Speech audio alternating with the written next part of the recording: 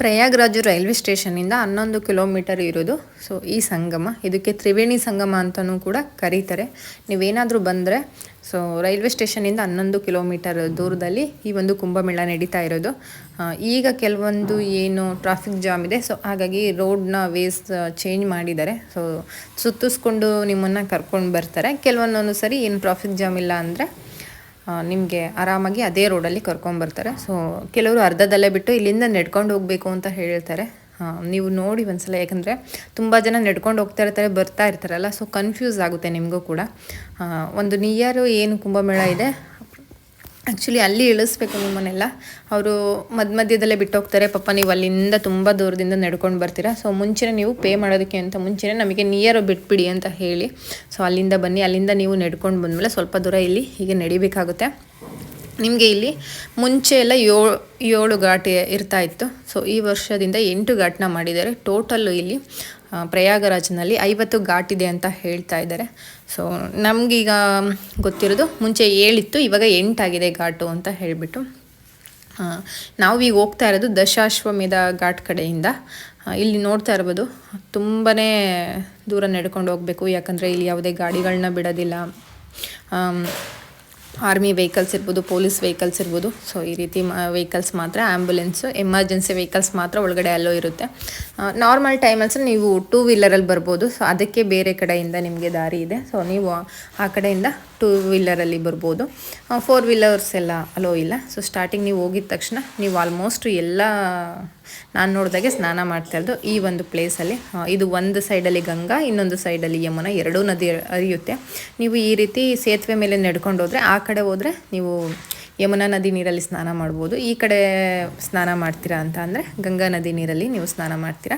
So ನೀವು ಇವೆರಡೂ ನೀರು ಹರಿಯೋಂಥ ಪ್ಲೇಸು, ಅದಕ್ಕೆ ಗಂಗಾ ಸ್ನಾನ ಅಂತ ಏನು ಪುಣ್ಯ ಸ್ನಾನ ಹೇಳ್ತೀರಲ್ಲ, ಸೊ ನೀವು ಅಲ್ಲಿ ಬೋಟಲ್ಲಿ ಹೋಗಿ ನೀವು ಅಲ್ಲಿ ಸ್ನಾನ ಮಾಡ್ಬೋದು. ಎರಡೂ ನದಿ ಹರಿಯುವಂಥ ಇದಕ್ಕೆ ಅದೇ ಸಂಗಮ ಅಂತ ಹೇಳ್ತಾರೆ. ಇಲ್ಲಿ ತ್ರಿವೇಣಿ ಸಂಗಮದಲ್ಲಿ ನೀವು ಸ್ನಾನ ಮಾಡಬೇಕು ಅಂತ ಅಂದರೆ ನೀವು ಬೋಟಲ್ಲಿ ಹೋಗಿ, ಸೊ ಗಂಗಾ, ಯಮುನಾ, ಸರಸ್ವತಿ 3 ನದಿ ಹರಿಯೋದಕ್ಕೆ ಇದು ತ್ರಿವೇಣಿ ಸಂಗಮ ಅಂತ ಹೇಳ್ತಾರೆ. ನೀವು ವಿಚಾರಿಸ್ಕೊಂಡು ಹೋಗಿ ನೀವು ಅಲ್ಲಿ ಸ್ನಾನ ಮಾಡಿ. ಆ್ಯಂಡ್ ಇದಾದಮೇಲೆ ನೀವು ಸೇತುವೆ ಮೇಲೆ ಈ ರೀತಿ ನಡ್ಕೊಂಡು ಬಂದರೆ ಇಲ್ಲಿ ನೋಡ್ತಿರ್ಬೋದು. ಸೊ ಸೆಕ್ಟರ್ಗಳು ನಿಮಗೆ ಕಾಣಿಸುತ್ತೆ. ಟೋಟಲ್ಲು ಇಲ್ಲಿ 25 ಸೆಕ್ಟರ್ಗಳಿದೆ. ನೀವು ಯಾವ ಸೇತುವೆ ಮೇಲೆ ಹೋಗ್ತೀರಾ, ಸೊ ಡಿಪೆಂಡಿಂಗ್ ನಿಮಗೆ ಯಾವುದು ಸೆಕ್ಟರ್ ಬೇಕು ಅಲ್ಲಿ ನೀವು ಪೊಲೀಸ್ ಅಥವಾ ಆರ್ಮಿ ಪರ್ಸನ್ಸ್ ಯಾರಾದರೂ ಇರ್ತಾರೆ, ಅವರು ಅಥವಾ ಹೆಲ್ಪಿಂಗ್ ಸೆಂಟರ್ ಇರುತ್ತೆ, ನೀವು ಅಲ್ಲಿ ಕೇಳಿಕೊಂಡು ಹೋಗ್ಬೋದು. ಅಂದರೆ ಒಳಗಡೆ ಎಲ್ಲ ಹೋಗಿ ನೀವು ನೋಡ್ಕೊಂಡು ಬರ್ಬೋದು. ನೀವೆಲ್ಲ ನ್ಯೂಸ್ ಚಾನಲಲ್ಲಿ ನೋಡಿರ್ತೀರಲ್ವ, ಸೊ ಯಾವ್ಯಾವ ಸೆಕ್ಟರಲ್ಲಿ ಏನಿದೆ ಅಂತ ಹೇಳ್ಬಿಟ್ಟು ನಿಮ್ಗೆ ಏನಾದರೂ ಅವಶ್ಯಕತೆ ಇದ್ದರೆ ನೀವು ಹೋಗಿ ತೊಗೊಂಡು ಬರ್ಬೋದು. ಅಥವಾ ಯಾರಾದರೂ ಸ್ವಾಮೀಜಿಗಳನ್ನ ಮೀಟ್ ಮಾಡೋದಿದ್ರೆ ಮೀಟ್ ಮಾಡ್ಬೋದು, ಮಾತಾಡಿಸ್ಬೋದು. ಆ ಗೋರಿಗಳು ಮತ್ತು ಸಾಧುಗಳು ಇವರನ್ನೆಲ್ಲ ಮೀಟ್ ಮಾಡಬೇಕು ಅಂದರೆ ನೀವು 19 ಸೆಕ್ಟರ್ಗೆ ಹೋಗಿ. ಆ್ಯಂಡ್ ಜಾಸ್ತಿ ಫೇಮಸ್ ಆಗಿರೋದು 19 ಸೆಕ್ಟರು, ಯಾಕಂದರೆ ರೀಸೆಂಟಾಗಿ ಒಂದು ಫೈರ್ ಆಯ್ತಲ್ವ, ಸೊ ಅದು ಕೂಡ 19 ಸೆಕ್ಟರಲ್ಲೇ. ಆ್ಯಂಡ್ ಏನು ಮೊನಾಲಿಸಾ ಅವರು ಇವ್ರದ್ದೆಲ್ಲ, ಸೊ ಆಲ್ಮೋಸ್ಟ್ ಎಲ್ಲ 19 ಸೆಕ್ಟರೆಲ್ಲ ನಿಮಗೆ ಜಾಸ್ತಿ ಸಿಗೋದು. ನಿಮಗೆ ಬೇರೆ ಸೆಕ್ಟರ್ಗೆ ಹೋಗಬೇಕು ಅಂದರೆ ನೀವು ಆರಾಮಾಗಿ ಬೇರೆ ಸೆಕ್ಟರ್ಗೆ ಹೋಗ್ಬೋದು. ಆ್ಯಂಡ್ ತುಂಬ ಜನ ಇಲ್ಲಿ ಸ್ವಾಮೀಜಿಗಳು ಇರ್ತಾರೆ. ಸೊ ನಮ್ಮ ಸೈಡ್ ಅವ್ರನ್ನೆಲ್ಲ ಆರಾಮಾಗಿ ನೀವು ಮೀಟ್ ಮಾಡಿಕೊಂಡು ಸೊ ನಿಧಾನಕ್ಕೆ ಹೋಗ್ಬೋದು. ಅಂದರೆ ತುಂಬ ಜನ ಕನ್ನಡಿಗರು ಬರ್ತಾ ಇರ್ತಾರೆ. ಈಗ ನೋಡ್ತಾ ಇರ್ಬೋದು, ಇದು ಬಂದು ಯಮುನಾ ಸೈಡು, ಯಮುನಾ ನದಿ ಹರಿಯುವಂಥ ನದಿ ಇದು. ಇಲ್ಲೂ ಕೂಡ ತುಂಬ ಜನ ಸ್ನಾನ ಮಾಡ್ತಿರ್ತಾರೆ. ನೀವು ಇಲ್ಲೂ ಕೂಡ ಸ್ನಾನ ಮಾಡ್ಬೋದು. ಆ್ಯಂಡ್ ಆ ಸೈಡು ಗಂಗಾ ಇದೆ ಹರಿಯುವಂಥ ನೀರು, ಅಲ್ಲಿ ಗಂಗಾ ಸ್ನಾನ ಮಾಡ್ತಾರೆ. ಕೆಲವರು ಜಾಸ್ತಿ ಏನು ಮಾಡ್ತೀರಾ, ಅಲ್ಲಿ ಗಂಗಾ ಕಡೆ ಸ್ನಾನ ಮಾಡ್ತೀರಾ, ಮತ್ತು ಸೇತುವೆ ಮೇಲೆ ಇನ್ನೊಂದು ಸ್ವಲ್ಪ ಜನ ಬರ್ತೀರಾ, ಇಲ್ಲಿ ಸ್ನಾನ ಮಾಡ್ತೀರಾ. ಸೊ ಸ್ನಾನ ಆಯಿತು ಅಂತ ಹೋಗ್ಬಿಡ್ತೀರಾ. ಸ್ವಲ್ಪ ಜನಕ್ಕೆ ಗೊತ್ತಿಲ್ಲ ಸೊ ಎಲ್ಲಿ ಸ್ನಾನ ಮಾಡಬೇಕು ಅಂತೇಳಿ. ನಿಮ್ಗೆ ಇಷ್ಟ ಇದ್ದರೆ ನೀವು ಬೋಟಲ್ಲಿ ಹೋಗಿ ಅಲ್ಲಿ ನೀವು ತ್ರಿವೇಣಿ ಸಂಗಮದಲ್ಲಿ ಸ್ನಾನ ಮಾಡ್ಕೊಂಬರ್ಬೋದು. ಅದೇನು ಜಾಸ್ತಿ ದೂರ ಏನಿಲ್ಲ, ಜಸ್ಟ್ ಒಂದು 10 ನಿಮಿಷ ನಿಮಗೆ ಬೋಟಲ್ಲಿ ಕರ್ಕೊಂಡು ಹೋಗ್ತಾರೆ. ಅಲ್ಲಿ ಎಲ್ಲ ಫೆಸಿಲಿಟೀಸು ಕೂಡ ತುಂಬಾ ಚೆನ್ನಾಗಿದೆ. ನೀವು ಆರಾಮಾಗಿ ಮಕ್ಕಳು, ಹಸ್ಬೆಂಡ್, ವೈಫು ಎಲ್ಲರೂ ಕೂಡ ಹೋಗಿ ಆರಾಮಾಗಿ ಸ್ನಾನ ಮಾಡ್ಬೋದು. ಆ್ಯಂಡ್ ಅಲ್ಲಿ ನೀವು ಯಾರಾದರೂ ಸ್ವಿಮ್ ಮಾಡ್ತೀನಿ ಅಂದರೆ ಸ್ವಿಮ್ ಕೂಡ ಮಾಡ್ಬೋದು. ಏನು ಇಲ್ಲಿ ತುದಿಲ್ಲಿ ಕಾಣಿಸ್ತಾ ಇದೆ, ಇಲ್ಲೆಲ್ಲ ನೀರೆಲ್ಲ ಸ್ವಲ್ಪ ಕಮ್ಮಿ ಇದೆ, ಬಟ್ ಅಲ್ಲಿ ನಿಮಗೆ ನಿಮ್ಮ ಸೊಂಟದವರೆಗೂ ನೀರಿರುತ್ತೆ. ನೀವು ಆರಾಮಾಗಿ ನೀವು ಸ್ನಾನ ಮಾಡ್ಬೋದು, ಏನು ತೊಂದರೆ ಇಲ್ಲ. ಬಟ್ ನೀರಿನ ಫೋರ್ಸು ಒಂದೊಂದು ಕಡೆ ಜಾಸ್ತಿ ಇದೆ. ಸೊ ನೀರಿನ ಫೋರ್ಸ್ ಎಲ್ಲಿ ಕಮ್ಮಿ ಇದೆ ಅಲ್ಲಿ ನಿಮಗೆ ಸೇಫಾಗಿ ಸ್ನಾನ ಮಾಡೋದಕ್ಕೆ ಅರೇಂಜ್ ಮಾಡಿದ್ದಾರೆ. ನೋಡ್ತಾ ಇರ್ಬೋದು, ಇಲ್ಲಿ ತುಂಬ ಜನ ಇಲ್ಲೂ ಕೂಡ ಸ್ನಾನ ಮಾಡ್ತಾರೆ. ಸೊ ಇಲ್ಲೂ ಕೂಡ ಫೆಸಿಲಿಟೀಸ್ ಮಾಡಿದ್ದಾರೆ. ಬಟ್ ಇಲ್ಲೆಲ್ಲ ಸ್ವಲ್ಪ ಕಮ್ಮಿ ಫೆಸಿಲಿಟೀಸ್ ಇದೆ. ಬಟ್ ಅಲ್ಲಿ ತುಂಬಾ ಚೆನ್ನಾಗಿದೆ. ಇಲ್ಲೂ ಕೂಡ ನಿಮಗೆ ಸ್ನಾನ ಮಾಡಿದರೆ ಡ್ರೆಸ್ ಚೇಂಜ್ ಮಾಡೋದಕ್ಕೆ ಇಲ್ಲೂ ಕೂಡ ನಿಮಗೆ ರೂಮು, ವಾಶ್ರೂಮು, ಕುಡಿಯೋ ನೀರು ಎಲ್ಲ ಅರೇಂಜ್ಮೆಂಟ್ಸ್ ಮಾಡಿದ್ದಾರೆ. ಸೊ ನಿಮಗೆ ಎಲ್ಲಿ ಇಷ್ಟ ಆಗುತ್ತೆ ನೀವು ಅಲ್ಲಿ ಸ್ನಾನ ಮಾಡ್ಕೊಂಡು ಬರ್ಬೋದು. ಆ್ಯಂಡ್ ಟ್ರಾಫಿಕ್ ತುಂಬಾ ಇರುತ್ತಲ್ಲ, ಸೊ ಅಲ್ಲಿಂದ ತುಂಬ ನಡ್ಕೊಂಡು ಬಂದಿರ್ತೀರ. ಸೊ ಸುಸ್ತಾಗಿರೋದು ಅಂತ ಹೇಳ್ಬಿಟ್ಟು ಎಲ್ಲ ಇಲ್ಲಿ ತುದಿನಲ್ಲೇ ಸ್ನಾನ ಮಾಡ್ತೀರಾ. ಸೊ ಸೇತುವೆಲಂತೂ ಕೂಡ ತುಂಬಾ ದೊಡ್ಡದಾಗಿದೆ, ತುಂಬ ಜನ ಬರ್ತಿರಲ್ಲ. ಸೊ ಹಾಗಾಗಿ ಅಲ್ಲೂ ಕೂಡ ಜನಗಳನ್ನ ಅವಾಯ್ಡ್ ಮಾಡೋಕ್ಕಾಗಲ್ಲ. ಹಾಗಾಗಿ ಸೇತುವೆ ಮೇಲೂ ಒಂದೊಂದ್ಸರಿ ಟ್ರಾಫಿಕ್ ಆಗುತ್ತೆ. ಸೊ ಅಂದರೆ ಅಲ್ಲೂ ನೋಡ್ಕೊಳ್ಳೋದಕ್ಕೆ ನಿಮಗೆ ಮೇಂಟೆನೆನ್ಸ್ ಇರ್ತಾರೆ, ಏನು ತೊಂದರೆ ಇಲ್ಲ, ನೀವು ಆರಾಮಾಗಿ ಹೋಗಿ ಬರ್ಬೋದು. ತುಂಬಾ ಚೆನ್ನಾಗಿದೆ ಆ್ಯಂಡ್ ನೋಡ್ತಾ ಇರ್ಬೋದು. ಸೊ ತುಂಬಾ ಹೈಜೀನ್ ಮೇಂಟೈನ್ ಮಾಡಿದ್ದಾರೆ, ಹಾಗೆ ತುಂಬಾ ಕ್ಲೀನ್ ಇದೆ. ಸೊ ನೀವು ಆರಾಮಾಗಿ ಬಂದು ಸ್ನಾನ ಮಾಡ್ಕೊಂಡು ಹೋಗ್ಬೋದು. ನೋಡ್ತಾ ಇರ್ಬೋದು, ರೂಮ್ಸ್ಗಳು ಕಾಣಿಸ್ತಾ ಇದೆ ನಿಮಗೆ ಡ್ರೆಸ್ನ ಚೇಂಜ್ ಮಾಡೋದಕ್ಕೆ. ನೀವು ಡ್ರೆಸ್ನ ಚೇಂಜ್ ಮಾಡೋದಕ್ಕಾಗಲಿ ಲೇಡೀಸ್ಗೆ ಎಲ್ಲ ಥರ ಫೆಸಿಲಿಟೀಸ್ ಇದೆ. ನೀವು ಆರಾಮಾಗಿ ಆರಾಮಾಗಿ ನೀವು ನೈಟ್ ಟೈಮಲ್ಲಿ ಇಲ್ಲಿ ಲೈಟಿಂಗ್ಸ್ ನಡೆಯುತ್ತೆ.